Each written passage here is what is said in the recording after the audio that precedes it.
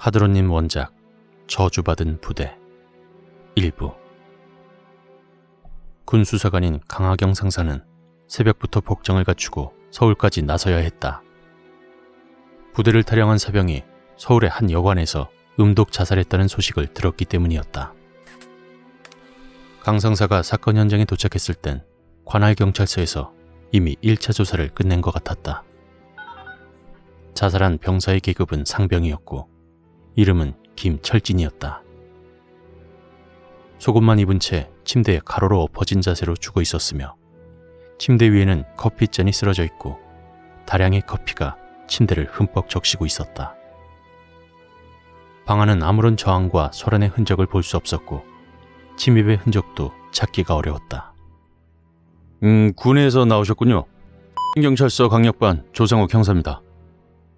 캐주얼 정장 차림의 30대 후반의 한 남자가 자신을 소개하며 한참을 사체의 이곳저곳을 살피는 강 상사에게 말을 걸었다. 사단 군수사관 강하경 상사입니다. 조 형사와 강 상사는 가벼운 악수를 나눈 뒤 잠시 동안 말없이 사체를 바라보았다.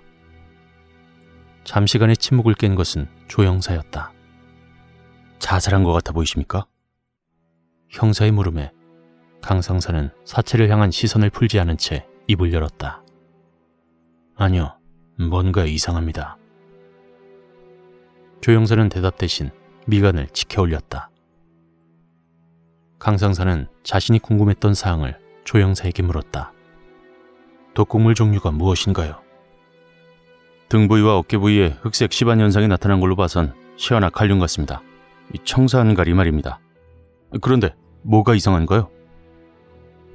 침대에 쏟은 커피 양이 너무 많습니다. 커피가 말라붙은 잔을 보세요.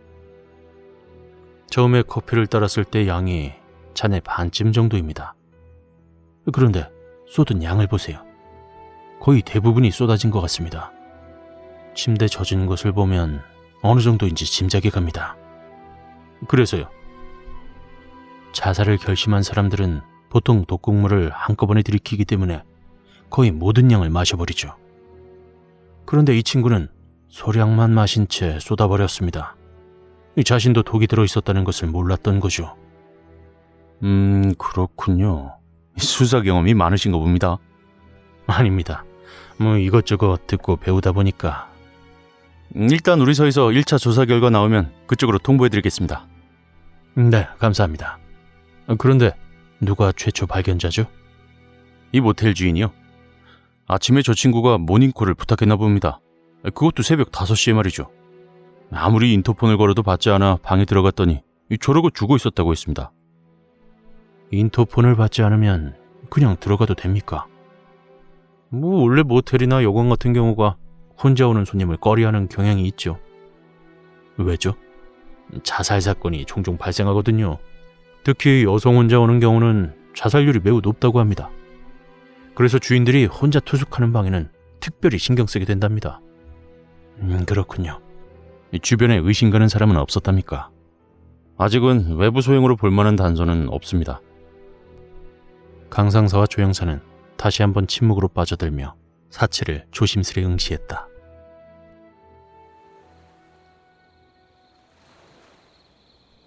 저녁 9시, 어둠이 짙어가는 여름밤이었다. 일요일 외출을 나갔던 박인배 병장은 후임병인 전상병, 송일병과 함께 술을 한 잔 걸치고 복귀하던 중이었다. 그들의 부대는 산으로 둘러싸인 한적한 저수지를 끼고 있는 강원도에 위치한 보병부대였다. 부대로 들어가기 위해선 저수지를 지나야 하는데 그 저수지는 웬만한 호수만 해서 저수지 뚝을 따라 지나가는 데엔 상당한 시간이 소요되었다. 아이씨, 더워. 갑자기 박인배 병장이 덥다며 뚝 아래로 내려가 잘 보이지도 않는 저수지 물을 향해 가는 것이었다.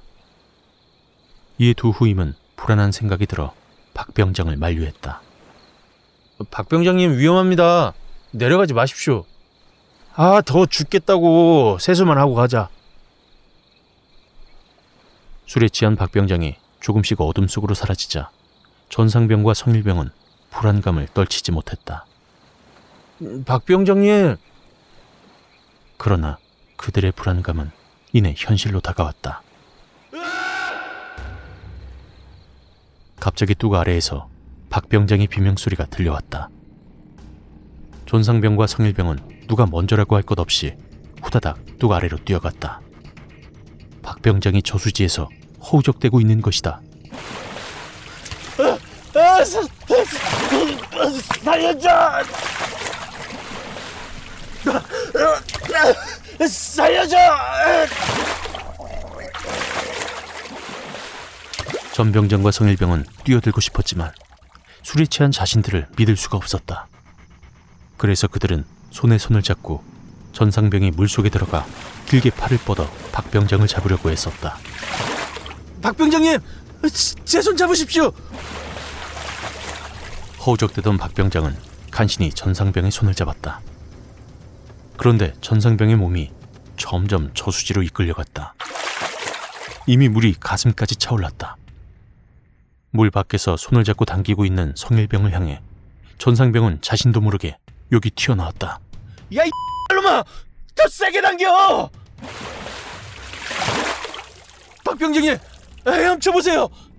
박병장은 공포에 질린 눈으로 전상병을 쳐다보며 소리쳤다. 두 마리 뭐에 걸렸어! 뭐에 걸렸다고! 더 세게 당겨봐! 전상병과 성일병은 죽을 힘을 다해 박병장을 끌어당겼다. 그러자 뭐가 툭 끊어지듯 박병장이 저수지 밖으로 밀려나왔다. 저수지 밖으로 간신히 끌려나온 박병장은 갑자기 극한의 공포에 떨며 계속 욕을 내뱉었다. 아이씨! 뭐야, 씨! 왜 그러십니까, 박병장님? 괜찮으세요? 아이 씨발, 여기 빨리 떠나자고! 박병장이 갑자기 미친 듯이 부대를 향해 뛰기 시작했다. 전상병과 성일병은 이유를 알 수 없는 박병장의 기이한 행동을 지켜보며 그를 뒤따라가야 했다. 그런데 그날 밤 박병장의 기이한 행동은 오히려 다른 모습으로 드러나기 시작했다. 무더운 여름밤인데 담요를 온몸에 두른 채 밤새 부들부들 떨며 불침번을 자신의 주변에서 떠나지 못하게 했다. 단순히 물에 빠진 사람이 걸린 몸살이나 오한으로 보기엔 박병장의 행동은 너무나 이상했다. 날이 밝아오면 박병장의 기이한 행동이 멈출 줄 알았지만 모두의 기대를 저버린 채 그의 행동은 광기로 변해갔다. 어떤 이 새끼야! 어떤 이 새끼가 장난쳐! 기성나팔도 울리기 전 날이 밝아오자마자 박병장이 자신의 군화를 집어던지며 발광을 하는 것이었다. 잠들었던 소대원들 한 명 한 명의 멱살을 쥐며 미친 듯한 눈으로 째려보며 묻는 것이었다. 너야? 네가 그랬어? 이유도 모른 채 멱살이 잡힌 소대원이 박병장을 진정시키려 했다. 도대체 왜 그럽니까, 박병장님? 이 새끼야! 네가 그랬지? 네가 내 군화에 장난쳤지? 박병장은 알 수 없는 말을 쏟아내며 소대원들을 번갈아가며 멱살을 쥐곤 계속 물었다. 네가 그랬지? 네가 그랬다고 말해, 새끼야! 박병장의 광기 어린 행동을 물끄러미 바라보던 성일병은 뭔가 시야에 들어오는 것이 있음을 느꼈다. 박병장이 집어던진 그의 군화였다. 그 군화를 집어들던 성일병은 자신의 눈을 의심할 수밖에 없었다. 박병장의 군화, 두 발목 부분을 감싸고 있는 진흙으로 찍힌 두 손자국. 성일병은 어젯밤 저수지에서 있었던 일이 떠오르며 알 수 없는 한기가 온몸을 감싸는 듯 했다. 뭐지 이거? 그때 난장판이 된 내무반에 당직사관인 소대장이 들어왔다. 저 자식 왜 저래? 알 수 없는 광기에 사로잡힌 박병장을 4명이서 달려들어서야 겨우 진정시킬 수 있었다. 그러나 박병장의 눈은 서서히 돌아가며 그가 점점 더 미쳐가고 있음을 말해주고 있었다. 아이씨, 왜 그래? 난 잘못한 거 없어. 박병장은 미친 듯이 울부짖었다. 박병장을 의무대로 호송하던 전상병은 불안감을 감추지 못했다. 도대체 무엇이 박병장을 저토록 미치게 만든 것일까? 트럭을 이용해 저수지 뚝을 먼지가 흩날리도록 달리던 전상병은 자신의 눈을 의심하지 않을 수 없었다. 저수지가 거의 바짝 말라있는 것이 아닌가. 박병장이 어젯밤 빠졌던 곳은 물이 무릎도 차지 않아 보였다. 뭐야 저건? 운전을 하던 전상병이 갑자기 사색이 된 얼굴로 죽어가는 신음소리를 내었다. 뭐야? 어젯밤 우리가 저기서 호우적댔던 거야? 조수석에 타고 있던 소대장이 무슨 영문인지도 모른 채 전상병에게 윽박을 질렀다. 전상병, 너 왜 그래 임마? 정신 차려! 전상병은 몇 번 저수지를 힐끔힐끔 쳐다보더니 이내 정면만을 주시한 채 차를 계속 몰아간다. 전상병은 거친 숨을 계속 몰아쉬며 애써 진정하려고 했다. 그러나 공포에 잠긴 자신을 건져내는 방법은 욕을 내뱉는 것뿐이었다.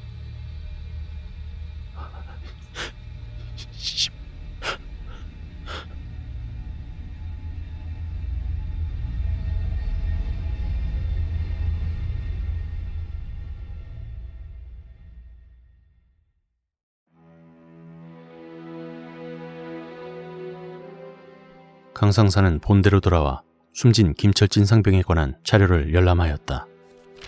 가족관계, 훈련소 기록, 그 어떠한 것도 김철진 상병을 죽음으로 몰고 갈 이유가 없었다. 단순한 강도 소행일까? 그 어떤 강도가 돈도 없는 사람, 그것도 신체 건장한 군인에게 흉기도 아니고 독극물로 살해할까? 원한 관계일까? 아니 예상과 달리 김철진은 정말로 자살한 걸까? 아무런 단서도 없이 추리에 의존해야 했던 강상사는 김철진 상병이 근무했던 강원도에 소재한 부대로 급히 차를 몰았다. 오후 5시가 되어서야 부대 근처에 이를 수 있었다. 김철진 상병이 근무하던 곳은 넓은 저수지를 끼고 있는 한적한 부대로 너무나 평화롭고 조용했다. 저수지는 대단히 넓었지만 여름이라는 계절에 맞지 않게 지나칠 정도로 물이 말라 있었다. 충성! 마중 나온 당직사관인 선임하사의 인솔을 받으며 강상사는 부대 지휘관실로 향했다. 지휘관실에는 부대 대대장이 퇴근하지 않고 강상사를 기다리고 있었다. 충성! 군수사관 상사 강하경입니다. 어서 오게. 이 상부를 통해서 김철진 상병 얘기는 들었네. 요즘 지휘관으로서 면목이 없네. 타령에다가 그리고 타령병이 죽기까지 하다니. 사단장님한테 얼마나 많은 호통을 들어야 할지 참. 대대장님, 김철진 상병이 생활하던 내무반을 들러보고 싶습니다. 그러게. 이봐 선임하사, 강상사 좀 인솔해주게. 네, 대대장님. 내무반을 향하는 동안 강상사는 선임하사에게 몇 가지를 물었다. 중사 계급을 달고 있는 그의 이름은 최나경이었다. 김철진 상병은 어떤 친구였나? 글쎄요. 결과론적으로는 타령했으니까 욕을 먹겠지만 부대에서는 아주 성실했던 친구입니다. 그 친구를 누가 살해할 만큼 무슨 원한 관계라도 가진 사람이 있나? 네? 김철진이 살해당한 겁니까? 그냥 관례상 묻는 거야. 군대에서 맘만 먹으면 원한 관계 아는 일이 어디 있겠습니까? 그냥 뭐 같아도 참고 사는 거죠. 제대할 날짜 기다리면서 살지 않겠습니까? 선임하사가 사병들에게 별 관심이 없나 보구만. 강상사의 말에 선임하사는 잠시 머리를 긁적였다. 죄송합니다. 간부들이 24시간 사병들하고 생활하는 것도 아니고 그들도 그들만의 영역이 있어야 되지 않겠습니까? 하나하나까지 모두 간섭하면 걔들도 무척 피곤할 겁니다. 강상사는 최중사의 길 안내로 내무반으로 들어섰다. 하루 일과를 끝낸 병사들이 분주하게 내무반 정리를 하고 있었다. 이때 강상사의 눈에 한 병사가 눈에 들어왔다. 담요를 온몸에 두르고 부들부들 떨며 초점 없는 눈으로 정면을 주시하고 있는 병사. 저 병사는 왜 저러고 있지? 강상사는 최중사에게 물었다. 어젯밤에 옆 저수지에 빠졌었는데 그 뒤로 저러고 있습니다. 큰 몸살을 앓고 있는 것 같습니다. 강상사는 김철진 상병의 관물대로 접근하여 이것저것 물품을 확인했다. 관물대 깊은 곳에서 강상사는 작은 일기장 같은 것을 하나 발견했다. 그것을 펼쳐보려는 순간 갑자기 담요를 두르고 부들부들 떨고 있던 박인배 병장이 소리쳤다. 내 말이 썩어가고 있어! 내 말이 썩어가고 있어!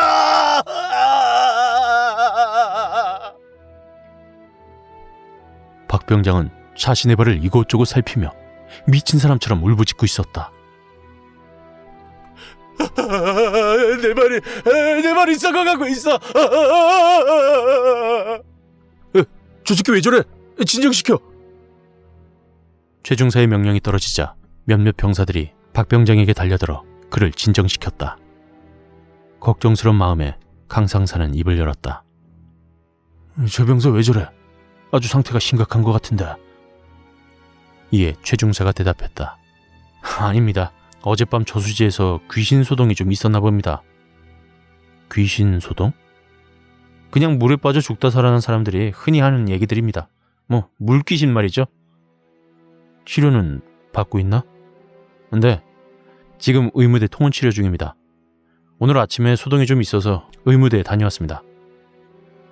이 통원 치료로 완치될 사안이 아닌 것 같은데 입원해야 되는 거 아닌가? 확실한 병명이 나오기 전까진 입원이 좀 어렵습니다.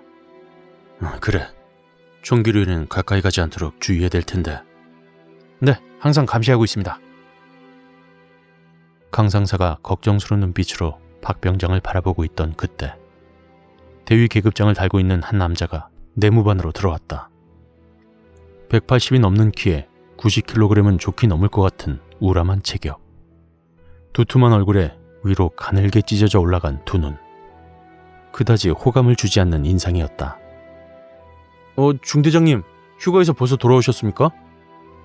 부대원이 죽었는데 한가하게 휴가나 즐길 순 없지. 김철진이 때문에 군 수사관이 왔다던데. 충성, 군 수사관 강하경 상사입니다. 강 상사는 가벼운 경례로 중대장에게 인사했다. 김철진이 어떻게 죽은 거요? 살해당한 거요? 아닙니다. 그럼 자살한 거요? 아직 증거는 충분하지 않습니다. 며칠 뒤에나 자세한 결과가 나올 것 같습니다. 그 자식은 멀쩡하게 부대 생활하다가 왜 밖에 나가서 사고를 치고 다니는 거야? 부대원의 사망 소식에 반응하는 그의 말투에 강 상사는 뭔지 모를 찬 기운을 느낄 수 있었다. 밤늦게야 본대로 돌아온 강 상사는 집으로 돌아가지 않고 집무실에 앉아 김철진 상병의 일기장을 하나씩 읽어가기 시작했다. 거의 대부분은 하루 일과에 대한 짤막한 회상뿐이었다. 뭔가 지루함이 느껴진다고 생각할 때쯤 한동안 김철진 상병이 일기를 쓰지 않았다는 것을 발견하게 되었다. 그리고 시간을 초월한 듯 한 달여가 지난 뒤에 일기는 다시 짤막한 문장으로 쓰여지기 시작했다. 그런데 그 내용은 이전의 것과는 사뭇 다르고 공포스러운 내용을 포함하고 있었다. 7월 3일 그 자식을 봤다. 잠을 이룰 수가 없다. 이 부대가 무섭다. 죽어버리고 싶다. 7월 5일 오늘은 비가 왔다. 삼초소 근무가 끝났다. 그런데 내 부사수는 내 말을 믿어주지 않는다. 그 자식이 상체만 떠서 내게 다가오는 것을 분명히 봤는데 부사수는 아무것도 못 봤다고 했다. 언젠가 나도 이성재처럼 될 것이다. 아니, 죽어나갈 것이다. 상체만 떠서 내게 다가와? 도대체 무슨 말이지? 그리고 이성재? 강상사는 알 수 없는 서늘함에 일기장을 넘기기가 두려웠다. 무슨 일이 벌어졌는지 모르겠지만 확실한 것은 김철진의 죽음이 단순한 자살이나 타살로 보기엔 다소 많은 사연이 얽히고 설켜 있는 것처럼 보인다는 것이다. 이때 갑자기 집무실의 전화가 요란한 소리를 냈다. 네, 군수사관 강하경 상사입니다. 전화기에서 낯익은 목소리가 들렸다. 여기 김철진 상병 사건 담당 형사입니다. 아침에 뵀었죠? 네, 조 형사님, 말씀하십시오. 1차 조사 결과가 나왔는데요. 김 상병은 청산가리 중독으로 죽었고 살해된 것 같습니다. 살해요. 역시 그랬군요. 그런데 용의자는 파악됐습니까? 살해 추정 시각이 대략 새벽 2시경인데 그때 모텔 복도와 정문의 CCTV를 확인해보니까 그 시각에 웬 낯선 남자가 모텔 프런트를 몰래 지나서 객실로 향하는 게 찍혔습니다. 모자를 쓰고 여름인데 긴 외투를 걸치고 있어서요. 현재 신원 파악을 하는 데는 많은 시간이 걸릴 듯 싶습니다. 그래요. 강 상사는 불현듯 이 사건이 한 사람의 죽음으로 끝날 것 같지 않은 불길한 예감이 들었다. 강 상사는 멍하니 초점을 잃은 듯한 눈으로 속삭였다. 계속 뭔가 일이 벌어질 것 같습니다. 네?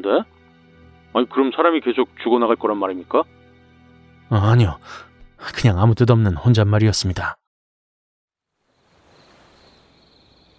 그날 새벽 1시, 한 병사가 저수지 뚝에 나와 작은 톱을 들고는 물끄러미 저수지를 내려다보고 있었다. 아무런 표정 없이 터벅터벅 저수지의 뚝을 내려와선 물 가까이에 접근했다.